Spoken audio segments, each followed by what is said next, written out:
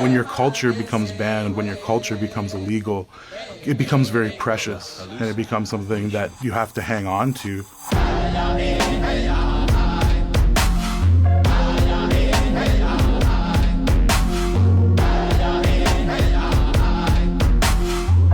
are a Lusa nation.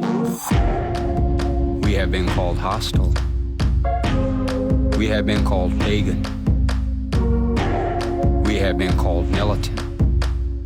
We have been called many names. My name is Ian Campo, also known as DJ Indian. My name is Bear Witness. My name is Tim Hill. I go by the producer name Toolman. My nation is Anishinaabe Nipissing. I'm Kyuga from Six Nations. And I'm from the Mohawk Nation of the Six Nations.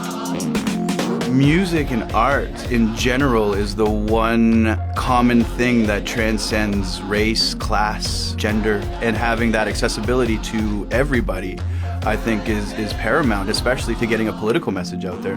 We are not a conquered people.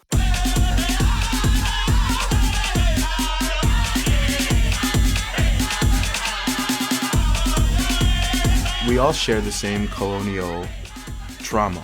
We're in our own lands, and we're homesick because our own land isn't ours anymore. It doesn't reflect us anymore. Meeting these indigenous people in colonial countries like Australia and having this connection in oppression almost made it feel less lonely.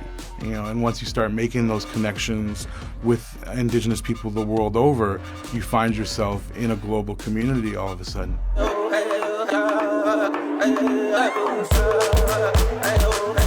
Playing for youth, I think, is really one of the most rewarding things. A really good friend of mine, her son, told her that he wanted to grow up to be a DJ like A Tribe Called Red and have everybody dance and smile. And I never really had anything. I never really had anything like that growing up. You know, there was a real sense when I was growing up of being invisible.